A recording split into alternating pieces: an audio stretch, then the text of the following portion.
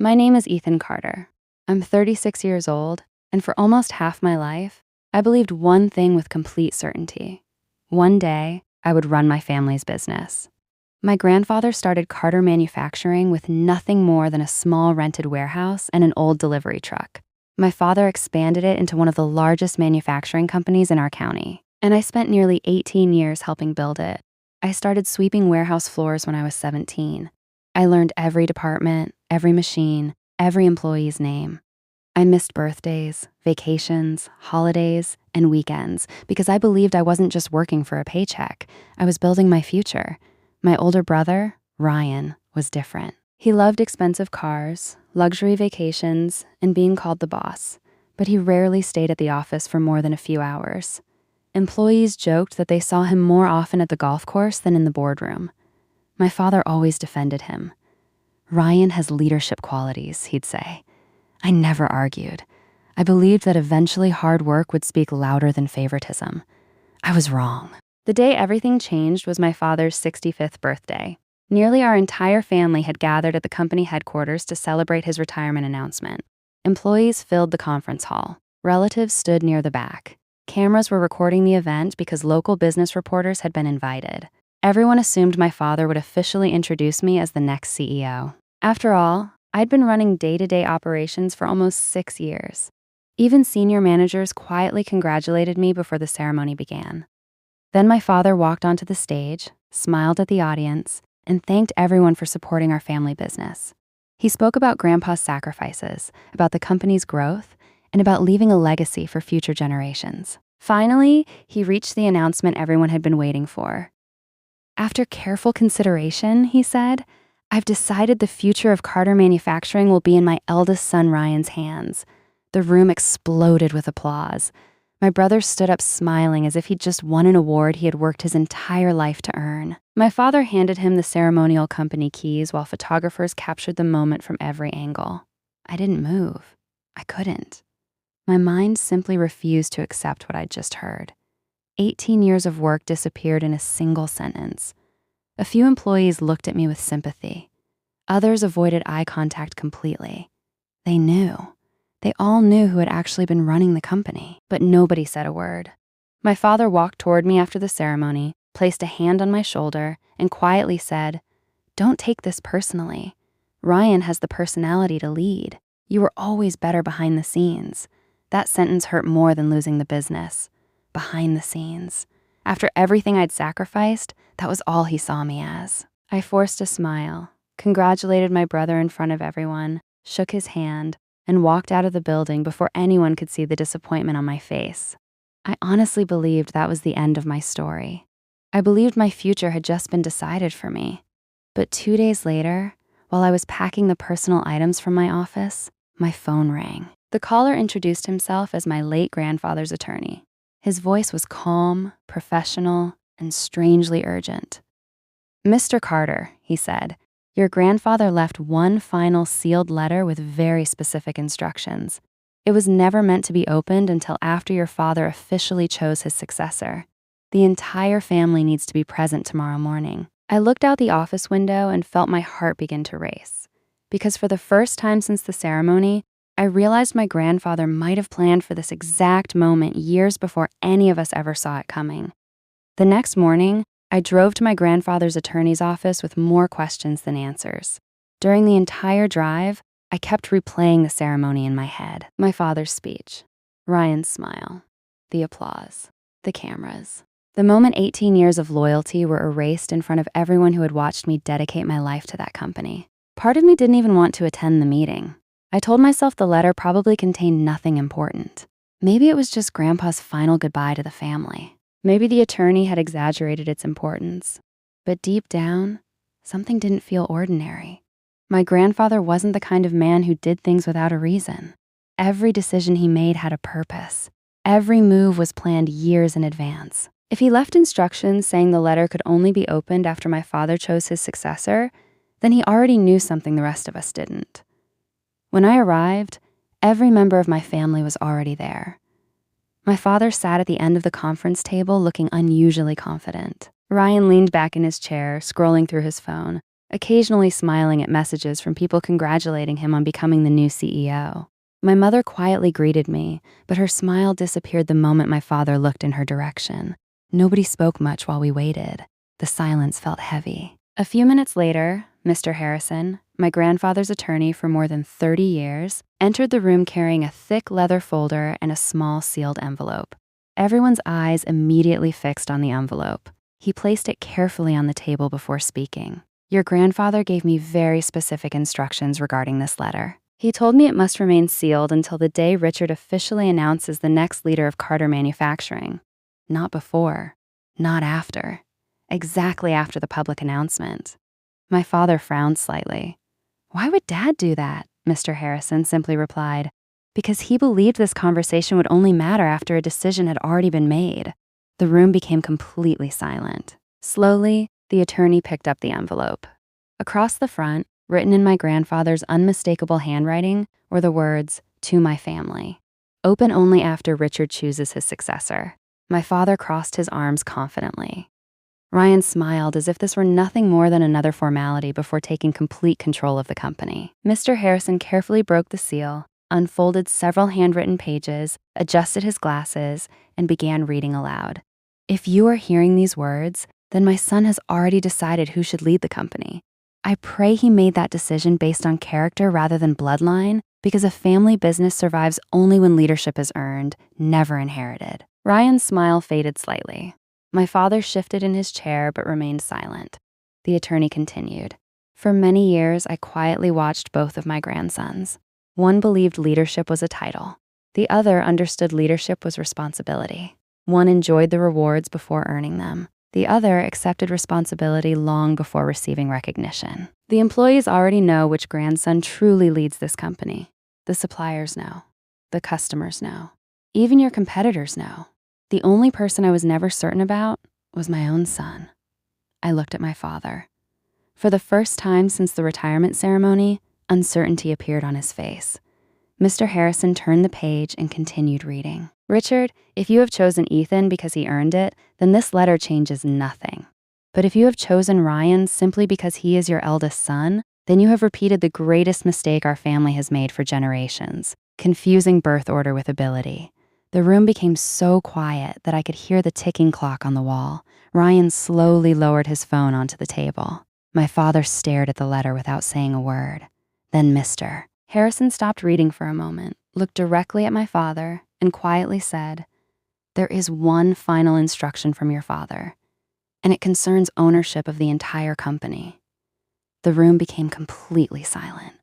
Nobody moved. Nobody spoke. Even Ryan, who had looked so confident only a few minutes earlier, was now staring at the attorney without saying a word. My father leaned forward slowly and folded his hands on the table. "What instruction?" he asked, trying to sound calm, but I could hear the tension in his voice. Mr. Harrison opened another sealed document that had been hidden beneath the letter. Unlike the handwritten pages, this one carried official legal stamps and my grandfather's original signature. He looked around the room before speaking. "Your father instructed me to read this only if Richard selected Ryan as the next leader of Carter Manufacturing." My father's face changed immediately. "What do you mean only if I selected Ryan?" Mr. Harrison looked directly at him. Those were his exact instructions. My heart started racing. For years, my grandfather had rarely spoken about the future of the company in front of the family. He always said business decisions should remain inside the business. Looking back, I realized he had been observing all of us far more closely than anyone understood. The attorney unfolded the document and continued.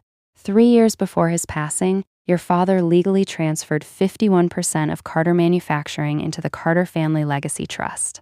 Ryan frowned. "What's that supposed to mean?" Mr. Harrison calmly replied. "It means the majority ownership of the company no longer belongs to Richard personally. It belongs to the trust created by your grandfather." My father immediately interrupted. "That's impossible. I've been making every major decision for years. Operational decisions," the attorney corrected, "not ownership decisions." The room fell silent again. I looked at my father for the first time since the meeting began and saw something I had never seen before. Fear. Real fear. Mr. Harrison continued reading. "The trust contains one condition. If Richard appoints the family member who has demonstrated the greatest commitment, integrity, and leadership, ownership remains exactly as it is. However, if he appoints someone based solely on family hierarchy rather than merit, the trust automatically transfers controlling ownership to the individual named by the founder. Ryan laughed nervously. So who did Grandpa name? Nobody answered. The attorney simply looked back down at the document. My father's jaw tightened. My mother slowly reached for the edge of the table as if she suddenly needed support. I could actually hear my own heartbeat. Every second felt heavier than the last. Then Mr. Harrison finally spoke. The controlling beneficiary of Carter Manufacturing? He paused for just a moment before finishing the sentence. Is Ethan Carter. The words echoed through the conference room. Ryan stood up so quickly that his chair nearly fell backward. That's impossible! My father remained frozen. His eyes never left the document in the attorney's hands. My mother covered her mouth as tears immediately filled her eyes. I couldn't speak. I honestly thought I had misheard him. Me? After everything that had happened? After the public announcement? Mr. Harrison slid the legal documents across the table toward me. Your grandfather didn't simply leave you a letter. He left you control of the company. The transfer became legally effective the moment Richard publicly appointed Ryan against the conditions of the trust. Ryan slammed both hands onto the table. This has to be a joke! The attorney calmly shook his head. It's been reviewed by 3 independent law firms. The trust is completely valid.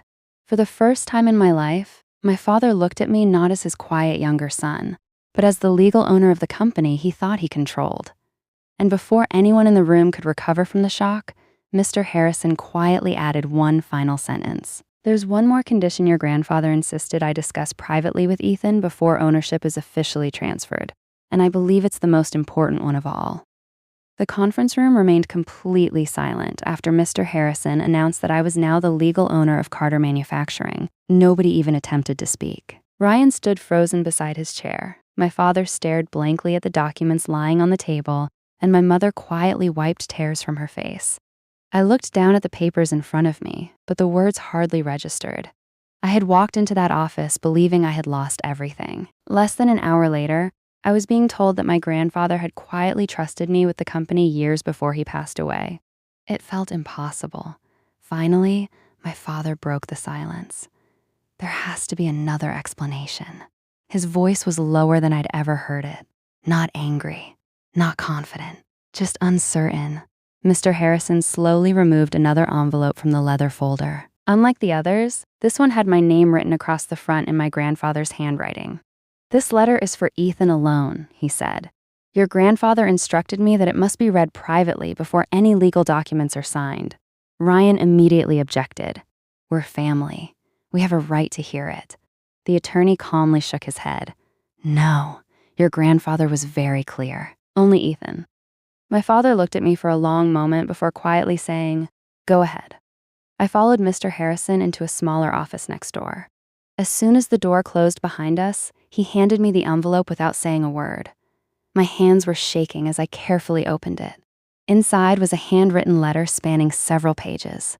The first line alone brought tears to my eyes. Dear Ethan, if you're reading this, then I'm no longer here to tell you these things in person. I took a deep breath and continued reading. I've watched you since the day you first walked into the warehouse wearing boots 3 sizes too big. You thought nobody noticed when you stayed late to help the night shift or arrived early to clean equipment before school. I noticed. I noticed every sacrifice you believed nobody saw. My vision blurred. Suddenly, I wasn't sitting in an attorney's office anymore. I was 17 again, sweeping warehouse floors beside my grandfather before sunrise. He had always been a quiet man. He rarely gave compliments. At the time, I assumed he simply wasn't paying attention. I couldn't have been more wrong. The letter continued. Leadership isn't measured by who sits in the biggest office. It's measured by who quietly carries the heaviest burden without asking for recognition. You did that for years. I swallowed hard before reading the next paragraph. I also know your father. Richard is a good man, but he has always confused loyalty to tradition with loyalty to the company. I feared one day he would choose comfort over capability. That is why I created the trust. Not because I wanted to divide this family, but because I wanted to protect the people whose livelihoods depend on the business we built. I paused for several seconds. Hundreds of employees depended on Carter Manufacturing. Their mortgages, children's education, medical bills, and retirement all relied on the company making good decisions. Grandpa hadn't been protecting money. He had been protecting families. Then I reached the final page. Ethan, before you accept ownership, I need you to promise me one thing. Never use this company to punish your family. Success earned through revenge eventually destroys the person seeking it. If you become owner, become the leader your father couldn't be and the grandfather I always hoped I was. Forgive when you can. Be firm when you must. But never allow bitterness to become your business partner. I lowered the letter and quietly wiped my eyes. Mr. Harrison waited until I finished before speaking. Your grandfather made me promise I'd ask you one question, I nodded. He wanted to know whether you're willing to accept ownership under one condition. What condition? I asked. The attorney looked directly at me and said, you become CEO today, but only if your very first decision isn't about taking power. It's about deciding whether your father keeps his job. I sat there staring at my grandfather's letter long after Mr. Harrison finished speaking. His final question echoed through my mind. Do you want your father to keep his job? 4 years earlier, I would have answered without hesitation. No, not after everything that had happened. Not after 18 years of sacrifice had been dismissed with a single sentence. Not after standing in front of hundreds of employees while my father handed the company to Ryan as if I had never earned the right to lead it. But my grandfather's words kept replaying in my head. Never use this company to punish your family. I folded the letter carefully and slipped it back into the envelope. Then I stood up. I'd like everyone back in the conference room. A few minutes later, we were all seated exactly where we had been before, but the atmosphere had completely changed. Nobody looked confident anymore. Ryan avoided eye contact. My mother looked emotionally exhausted. My father remained completely silent. Mr. Harrison placed the ownership documents in front of me. Ethan, once you sign these papers, you become the majority owner and chief executive officer of Carter Manufacturing. I picked up the pen but didn't sign. Instead, I looked at my father. For the first time in years, I didn't see the man who had humiliated me. I saw a tired man who genuinely believed he was making the right decision, even though he had been terribly wrong. Dad, I said quietly. He slowly raised his head. His eyes were red. Why? I asked. After everything? Why Ryan? The room fell silent again. My father stared at the table for several moments before answering. Because I thought people would respect the oldest son more. I frowned. Even though you knew I was running the company? He nodded slowly. I knew. Even though you knew the employees trusted me? Another nod. Tears formed in his eyes. I was afraid people would think I broke tradition. That answer hurt more than I expected. Not because it was cruel, because it was honest. My father hadn't chosen Ryan because Ryan was better. He chose him because he was afraid of what other people would think. He sacrificed fairness to protect appearances. I leaned back in my chair and took a deep breath. Then I signed the documents. One signature. 18 years of work finally became official. Mr. Harrison smiled and extended his hand. Congratulations, Mr. Carter. The words sounded strange. Mr. Carter. CEO. Owner. Titles I had dreamed about for years suddenly felt much heavier than I imagined. I stood up and walked toward the large conference room window overlooking the factory. Hundreds of employees were working below, completely unaware that ownership of the company had changed only minutes earlier. Those people weren't waiting for revenge. They were waiting for leadership. I turned back toward my family. Ryan looked defeated. My father looked ashamed. My mother quietly cried. Then I made the first decision of my career as CEO. Dad. He slowly looked up. You asked if I wanted you to keep your job. His expression became almost unreadable. You do. Ryan looked shocked. My mother gasped softly. Even Mr. Harrison looked surprised. I continued before anyone could interrupt. But not as CEO. My father nodded immediately. He didn't argue. He didn't complain. I could tell he already understood. From today forward, you'll become Senior Operations Advisor. Your experience still matters. Your knowledge still matters. But the final decisions will be mine. My father stood up slowly. Then, in front of everyone in the room, he did something I never imagined I would see. He extended his hand toward me. "Congratulations, Mr. CEO." His voice cracked as he spoke. I shook his hand. For the first time in my life, it wasn't a handshake between a father and a son. It was a handshake between the former leader and the new one. But before the meeting ended, Ryan suddenly stood up, looked directly at me, and asked a question that would change our family forever. "So, what happens to me?" Ryan looked directly at me and asked, "So, what happens to me?" The room became silent again. Everyone turned toward me, waiting for my answer. If someone had asked me that question a week earlier, I probably would have said exactly what Ryan deserved to hear. I would have reminded him of every meeting he skipped, every decision he ignored, every time employees had to fix mistakes he never even knew he made. But my grandfather's letter was still fresh in my mind. "Never use this company to punish your family." I slowly stood up and walked toward the large window overlooking the factory floor. Hundreds of employees were working below us. None of them cared about our family argument. They cared about feeding their families, paying their mortgages, and keeping their jobs. That's when I realized something. This company was no longer about proving a point. It was about protecting lives. I turned back toward Ryan. "Tell me something honestly." He looked confused.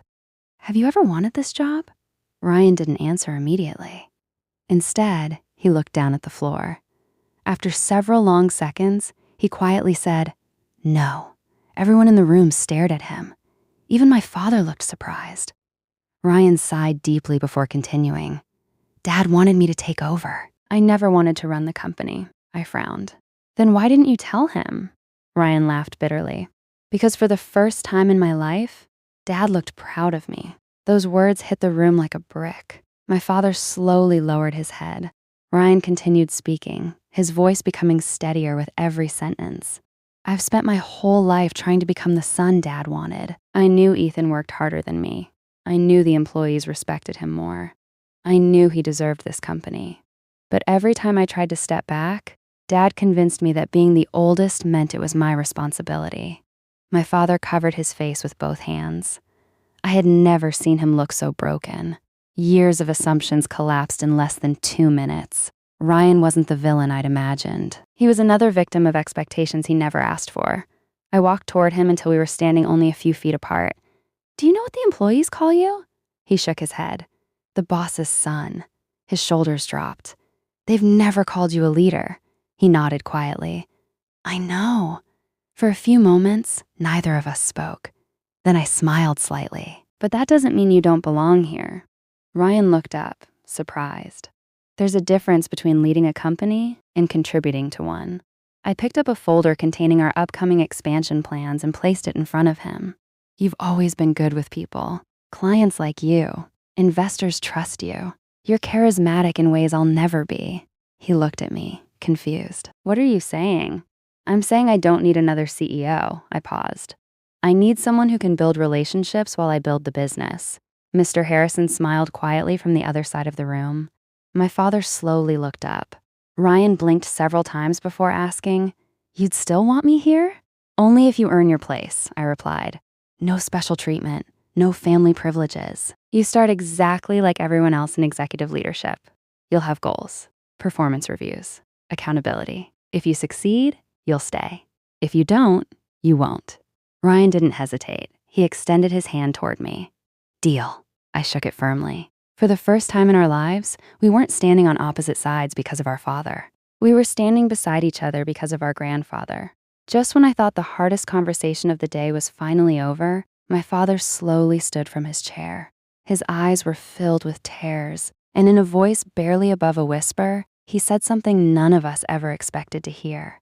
"There's another truth I've hidden from this family for over 20 years, and you all deserve to know it."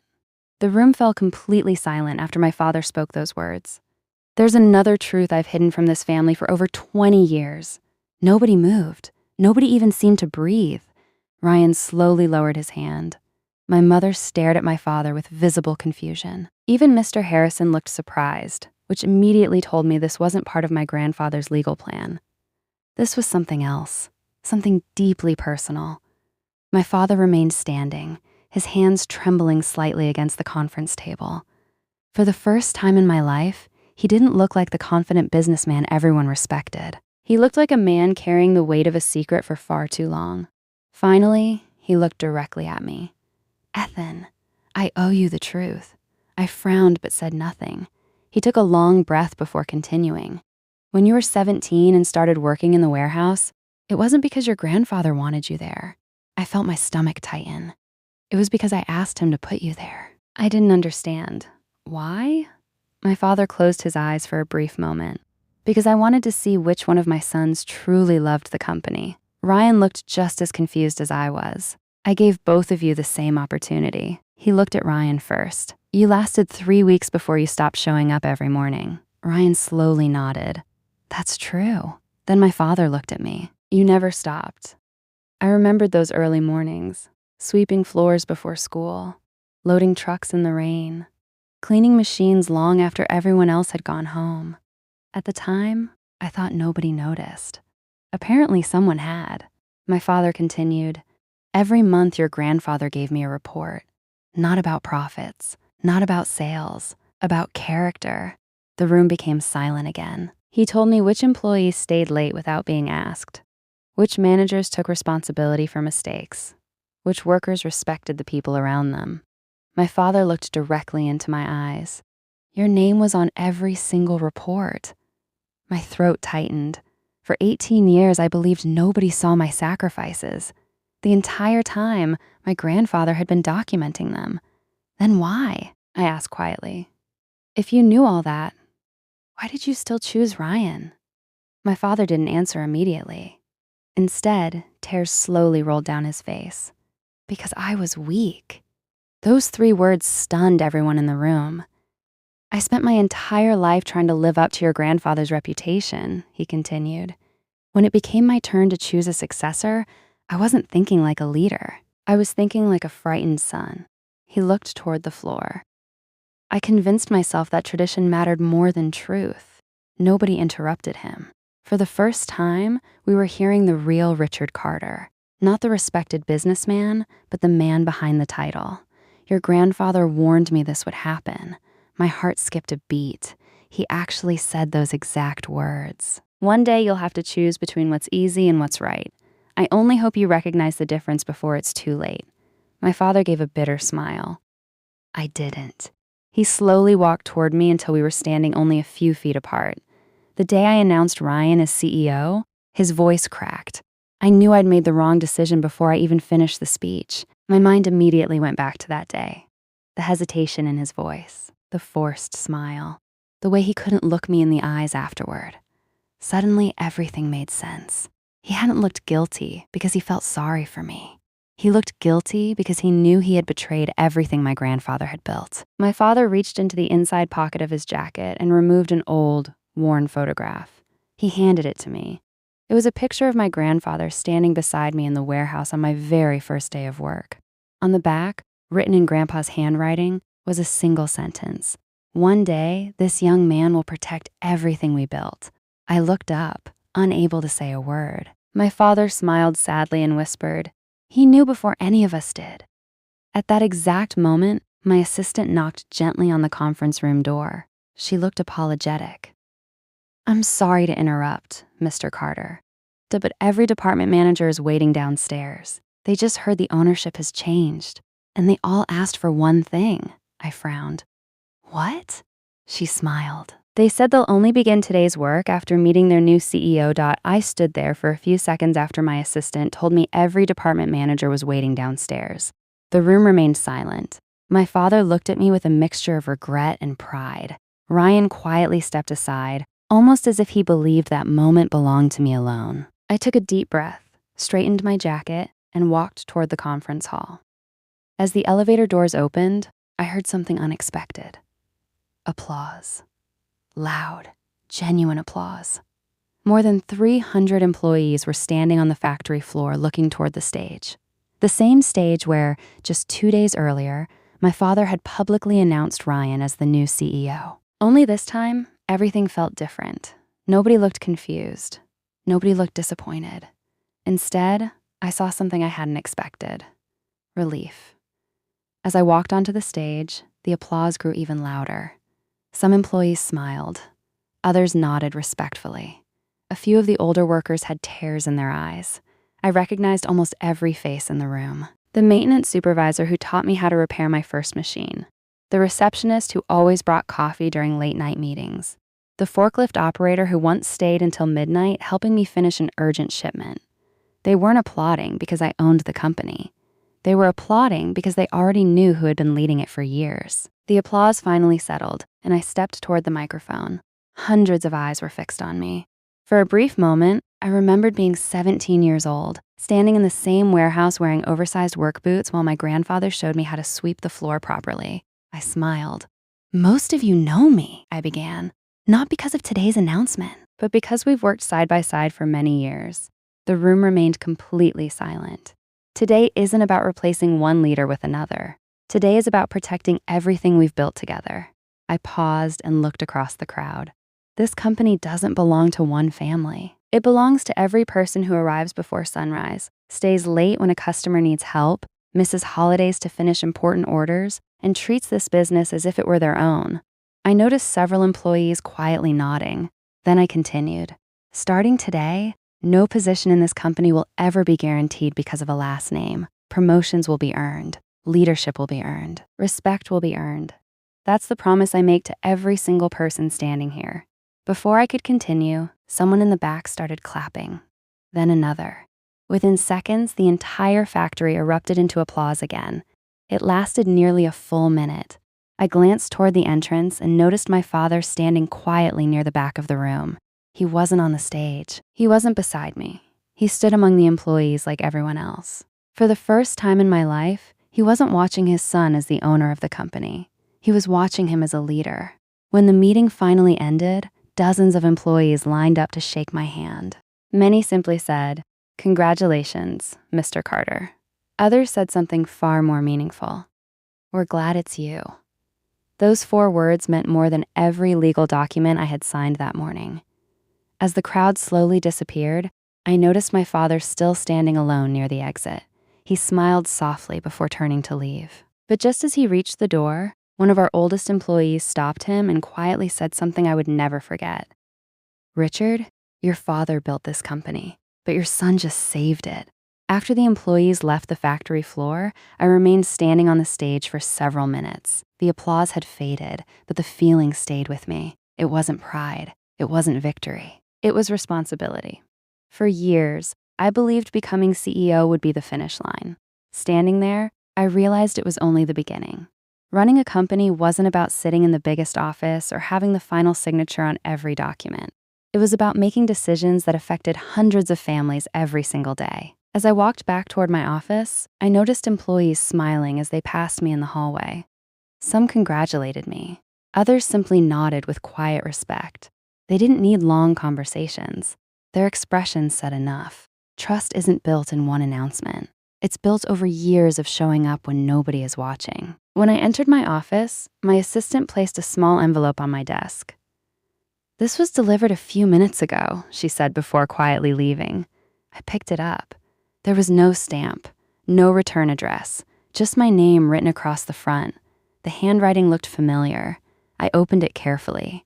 Inside was a single folded page. It was from my father. "Ethan, there are some things a man realizes only after it's too late. Today I watched hundreds of people applaud you, and I finally understood something your grandfather tried to teach me years ago. Respect can never be inherited. It can only be earned. I spent too many years worrying about tradition and not enough years paying attention to character. You deserved my trust long before you ever received it. I know I cannot change the past, but I hope one day you will remember me for admitting my mistake instead of making it. I'm proud of the man you've become, even if I was too blind to say it when you needed to hear it most. Love, Dad." I read the letter twice before quietly placing it inside my desk drawer. Not because I wanted to hide it, but because I wanted to keep it. Some apologies arrived too late to erase the pain, but they still matter. Over the following months, Carter Manufacturing changed in ways I never imagined. We introduced leadership training programs for every employee. Promotions became transparent. Every manager was evaluated on performance instead of family connections. The culture slowly transformed. People stopped whispering in hallways and started sharing ideas openly. Productivity increased. Employee turnover dropped to the lowest level in company history. New clients signed contracts because they trusted the direction we were taking. Even Ryan surprised everyone.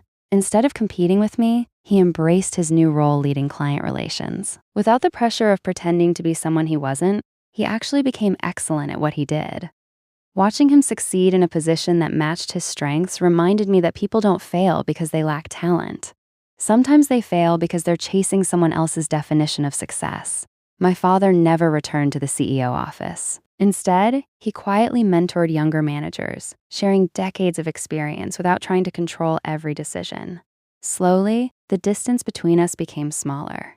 Not because we ignored the past, but because we finally started telling each other the truth. Then, exactly 1 year after Grandpa's letter changed everything, our company received the highest business honor in the state for leadership and workplace culture. As photographers took pictures of the executive team, one reporter asked me a question. "Mr. Carter, what's the biggest reason your company has become so successful?" I smiled for a moment before answering, because one man had the courage to trust character more than tradition. The reporter assumed I was talking about myself. I wasn't. I was talking about my grandfather. What I didn't know was that later that evening, my father would stand in front of our entire family at dinner and publicly say something he had never said to anyone before. Those few words would become the moment our family finally stopped living in the shadow of old mistakes.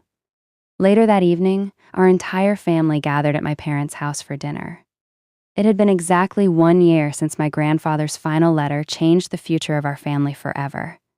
As I walked through the front door, everything felt strangely familiar. The same dining room, the same wooden table, the same family photographs hanging on the walls. Yet somehow, everything was different. The tension that once filled the room had disappeared. People were laughing again. Ryan was telling one of his terrible jokes while my mother quietly smiled from the kitchen. My father stood near the window, holding an old framed photograph of my grandfather. For a few moments, nobody noticed he had become unusually quiet. Then he gently tapped his glass with a spoon. The room slowly fell silent. Everyone turned toward him. He looked around the table before taking a deep breath. "I'd like to say something." His voice was calm but emotional. For many years, I believed being a good father meant preparing my children to protect the family legacy. He paused for a moment before continuing. "Today, I finally understand that I had it backwards." Nobody interrupted him. The legacy was never the company. He looked directly at me. The legacy was the character of the people trusted to protect it. I felt my throat tighten. My father slowly walked toward me and placed his hand on my shoulder, exactly as he had done the day he announced Ryan as CEO. But this time, everything was different. There were no cameras, no reporters, no audience to impress, just family. "Ethan," he said quietly, "I owe you something I've withheld for far too many years." The room became completely silent. "I'm sorry." He stopped speaking for a moment as tears filled his eyes. "I'm sorry for every time I confused tradition with fairness. I'm sorry for every time I compared you instead of appreciating you. I'm sorry for making you feel invisible when you spent your entire life carrying responsibilities I should have recognized." My mother quietly wiped away tears. Ryan looked down at the table. I simply listened. My father continued. "The proudest moment of my career wasn't building Carter Manufacturing." He smiled through his tears. "It was realizing that my son became a better leader than I ever was. Those words meant more to me than the company, more than the ownership papers, more than the title of CEO. Because for the first time in my life, I wasn't being acknowledged for what I achieved. I was being seen for who I had become. I stood up, hugged my father, and for a long moment, neither of us said anything. Some moments don't need words. Around the table, everyone quietly applauded. Not because someone had won, but because a family had finally stopped losing. After dinner, I walked outside and stood alone beneath the old oak tree my grandfather planted decades earlier. I looked toward the factory lights glowing in the distance and thought about everything that had happened. If my father had chosen me that day, I probably would have become CEO without ever understanding what leadership truly meant. Instead, losing everything taught me patience, humility, forgiveness. It taught me that titles can be given, but respect must always be earned. My grandfather's final letter didn't simply change who owned a company. It changed an entire family. Looking back now, I no longer remember the day my father chose my brother as the worst day of my life. I remember it as the day that forced everyone to become the people they were meant to be. If there's one lesson my story has taught me, it's this: never let someone else's opinion define your future. People may underestimate your ability, ignore your sacrifices, or fail to recognize your worth. But character has a way of revealing itself over time. Work quietly, stay humble, keep your promises. Because one day, when the moment finally arrives, you won't need to convince anyone who you are. Your life will do it for you. This was my story. Thank you for listening. And if my grandfather taught me anything, it's that the greatest inheritance a family can leave behind isn't wealth, it's wisdom.